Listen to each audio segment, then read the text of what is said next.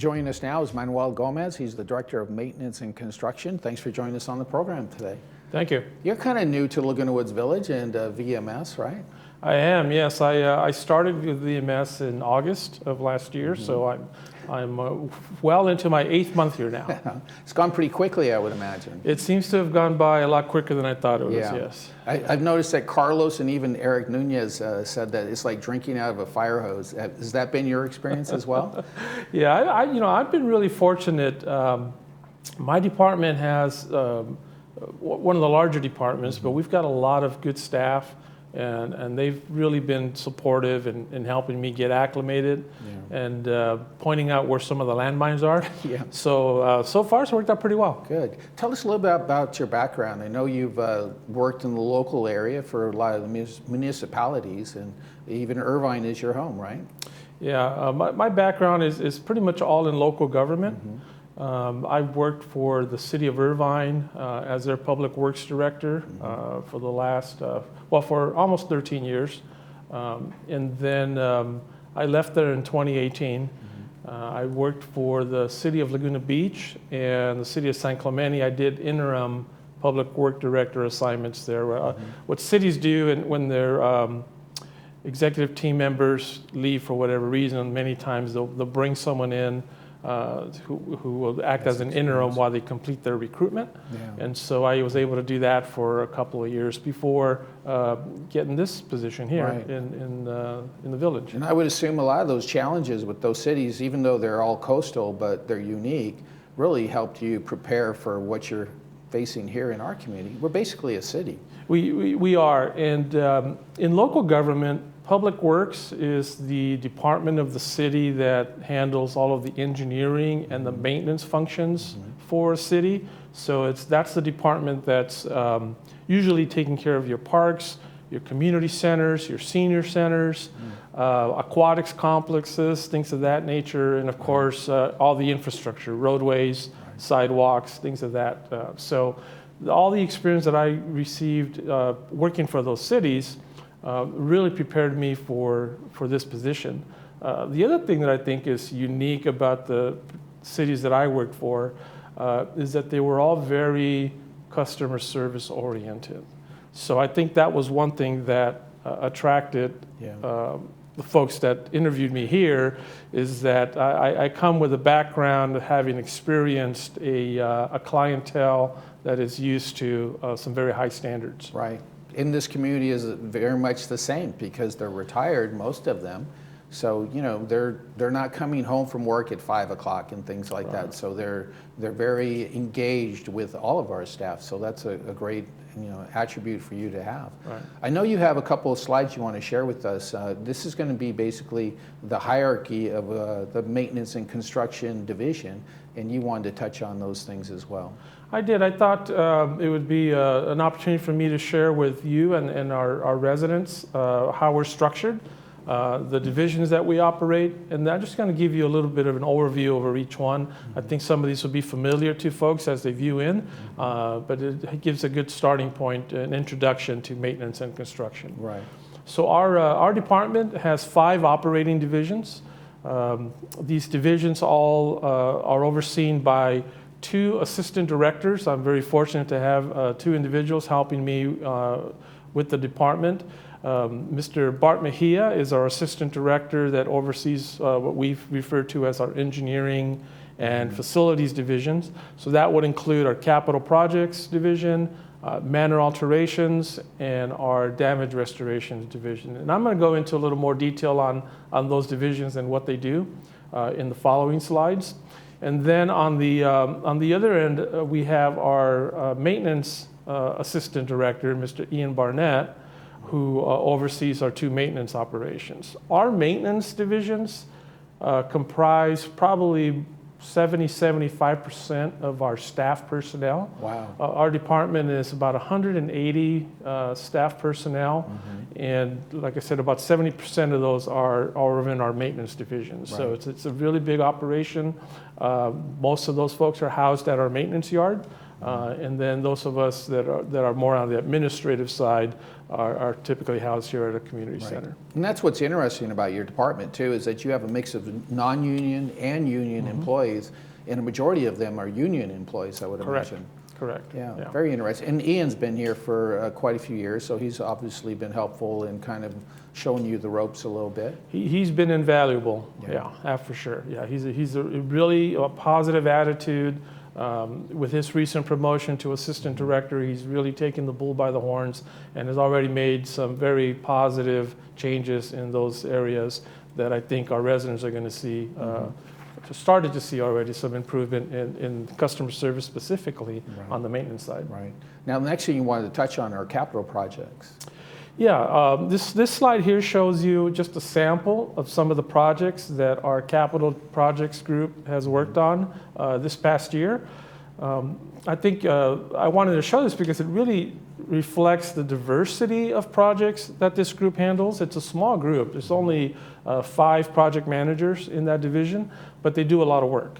And they handle specialty projects like the lighting of the pickleball courts. That's something that came up this past year. It wasn't a planned project, but they're always willing to take on new work as it comes along, and they were able to successfully get a contractor on board and get that project done now for the enjoyment of the community. And of course, there's the more traditional, what I call public works projects now, maintenance and construction projects such as your roadway pavings, your roof repairs, and things of that nature. Yeah, and that's what's happening too, right? As the community is aging, nearly 60 years now, the roads need to be repaired just like anything else. We have potholes in our streets just like they are, out on El Toro Road. Yeah, and that's one thing that I really have to compliment the current boards and prior boards, is that it appears that this community has done a really good job of funding the preventive maintenance of their infrastructure. It's old infrastructure, so that comes with problems, but it's in relatively decent shape because they've invested in maintaining it. Right. Like anything else, after a certain period of time, you have to start all over. Right. But and I think we may be coming up on that here in the next few years. As you said, almost 60 years plus. Yeah. But I think they've maximized as much as possible the lifespan of a lot of their infrastructure because they've invested over the years in proper maintenance. And that's why your Manor Alterations is such an important project, right? Because you see people that are renovating their homes because of the age of the home and the repiping of homes and the just making it more modern and livable now, because the homes built in the early 60s are so much different than the homes built today, right? Yeah. Now that's a good point. And our residents are going to interact with our Manor Alterations division if they're making an improvement to their residential units. So anyone who's going to modify or renovate their unit is going to come to us and go through our permit process. We refer to it as a mutual consent. That really just means that you're going to get the mutual, whether it's Third or United, concurrence on what you want to do in your manor. Some are very simple alterations. They maybe just want to change out the type of refrigerator they have. And others are doing full remodels, just like, they're gutting everything and building something new. In either case, they'll come to our staff, they'll work with us and get the appropriate permits. And then this division also is very involved in the resale process, which is something that we've seen an increase over the last year or so coming out of the COVID situation. There are a lot of resales happening, and so here in the village, if you're going to sell your unit, you'll work with us. You'll contact Manor Alterations, who will do an inspection of the unit.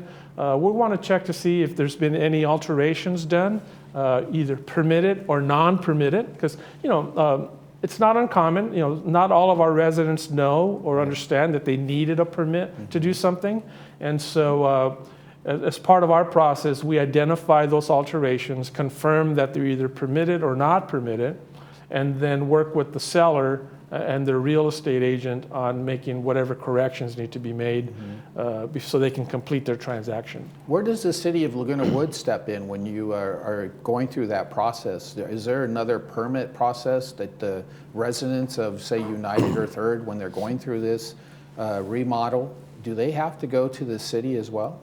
They may on some things, but not all. Okay. Typically, if it's going to require demolition of any type, then it's going to require a city building permit.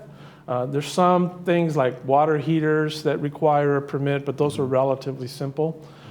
This division this past year, just to give you a sense of the magnitude of the work that they manage, they processed over 1,700 permits just in 2021 alone. And that's, during the COVID situation, and had more than 900 real estate inspections done. So they're busy. It's a busy group. Yeah. And of course, we have damage restoration, and water and moisture intrusion is always a battle, no matter where you live. Yeah, and we always hope that our residents don't have to interact with this division, but unfortunately, because of the aging infrastructure that we have, we do have a good number of water pipes that either may have a rupture or just have a small leak. And if it goes undetected for a certain period of time, that could result in some damage to the unit, whether it be the flooring or carpet or cabinets, ceiling if it's coming from the manor above you. You have nothing to do with it, but the leak happened upstairs and now it's dripping down into your unit. So this group works with those residents to not only arrange to have the repair work done, but also to restore any property that's been damaged, both personal and mutual owned. So they'll work with you on that, get that squared away for you.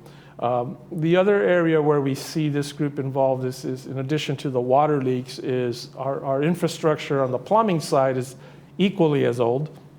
So we do have a good amount of plumbing stoppages and backups, and those can also be a problem for residents, obviously, for obvious reasons, and this group handles the restoration for those services also. Another area that this group gets involved with is if there's a damage to just village property. Every now and then somebody accidentally runs into a gate, runs into a fence, runs into or a pedestal, or a street light. Yeah. And this group will work with our risk management and insurance to get the appropriate party to compensate us for making those repairs. Right. In 2021, this group handled more than 2,400 moisture intrusion events. So it's a large village. It's a lot. We have a lot of units, but 2,400 events, and not all of those were major damage. It could have just been minor stuff, but we track all that just to keep track of how much progress we're making on getting those things done. We just had a flood at our home. Our home is now 35 years old, so I understand this experience, first time for me. But we've been eating out of boxes for 2 months because you start to have the water damage to the floor, and like you said, the walls and cabinets and things of that nature. It's a long process. It is a long process. Hopefully we don't have you inconvenienced for that long. We try to get there as soon as we can, but we also many times will work with the residents who sometimes we'll take that opportunity to, well, hey, you know what? I wanted to change the carpeting in the other room anyway, so can I get my guy to come in and do that before you do this? And so sometimes it does get extended as we're working with the residents around their schedule. Sounds like you've been talking to my wife. Well, maintenance services, they're the ones who handle all of our facilities, and we have some wonderful facilities in our community. We do, and our maintenance services division is one of our larger divisions. We have probably over 55 maintenance workers that make up this group. They're the folks that you're going to see out servicing the equipment at the aquatic center and in the community centers and the clubhouses. This group primarily has our plumbing, our plumbers, our electricians, and our appliance techs. One of the things that this group does is for the United Mutual, United has a preventive maintenance program where we have technicians going in on a 3-year cycle They'll do an inspection of the inside of the manor. They'll inventory appliances. They'll look at things like fans and vents to make sure that everything's working properly. And that gives us a really good assistance in getting a proper inventory of what we have going. Right. Another important program that this division handles is the waistline epoxy lining program. Both mutuals, both Third and United, have approved a multi-year program recognizing that the infrastructure of our waistline, our sewer lines, are deteriorating. We are inserting an epoxy lining inside of the sewer lines, and what that's doing is it's extending the useful life of the pipelines, and it's also cutting down on stoppages and things of that nature. So that's been working out very successfully, and this group manages that through outside contract services. It's really amazing when you look at the numbers and the work hours in a year. They're doing nearly 95 work orders a day. That tells you how busy they are. Yeah, again, you know, a lot of that is just because of the age of our infrastructure and our facilities, but yeah, close to 25,000 work order tickets generated out of this group. Right. And your next one is maintenance operations, and they're handling a lot of the exterior and especially the paint program. Paint program is very important. You've probably heard of the broken window theory. You know, if you have a broken window in a building or a home and you don't take care of it, before long the yard goes out of control and, you know, the paint's chipping off. So again, kudos to the boards here who have funded a good maintenance, routine maintenance program. External painting of our buildings is one of those. So this group has our painters and our carpentry groups. This is our largest division. We have over 85 maintenance workers in this group. And the other thing that they do is also manage the pest and fumigation programs. Occasionally, buildings do have to be tented for termite eradication and prevention. And so this group handles that through our contracts termite services also. Right. And as you can see, this division also very busy, close to 13,000 work orders this past year. Right. And the last thing you wanted to touch on was your solar and energy programs. And obviously, electric vehicles are very popular, but electric homes and how we manage solar is important as well. It is. And this work program is administered out of our administrative group. Our assistant director, Mr. Bart Mejia, has been doing a great job. Bart, by the way, is also new. He's also into his 8 months here at the village, but he's done a great job of coming up to speed on the solar installations that are here, both in United and in Third, and also he's starting to really dive into the energy management systems to make sure that our facilities are being run as efficiently as possible, and to try to minimize the cost of things like air conditioning and lighting and stuff of that nature. At the bottom of the slide, you see just some statistics as to the amount of energy that's being generated by the solar installations. And I'll have to bring Bart back to explain to you what 1.8 million kilowatt hours and 8.4 million kilowatt hours represents. Wow. And I think that'd be a good topic for a future segment. Absolutely. We look forward to having, like you said, your assistant directors come on at some point and talk about all these wonderful projects that you guys are involved with. Well, believe it or not, you practically took our whole half hour of the show. So my wife said I was going to do that. I told her, no, I'll be done in 10 minutes. Well, you told me that a little bit earlier, too. You're going to make it quick. And here we just finished the whole show. So we thank you so much for joining us. It just really tells the community how important maintenance and construction is. And if these residents and the facilities are not maintained properly, you know, new residents aren't going to, you know, they're not going to come in and move in, and you're not going to have people that are going to want to spend money and invest their time and energy into remodeling their homes unless they have a beautiful community to live in.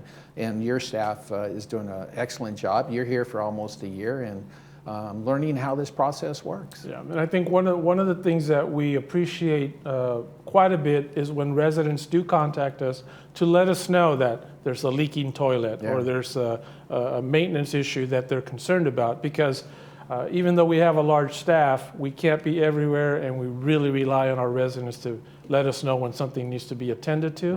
Right. We don't mind that at all. We really enjoy that, and we encourage you to contact resident services if you see something that you think needs to be attended to. Well, thank you again for joining us on the program. That's Director Manuel Gomez, and he's the Director of Maintenance Construction.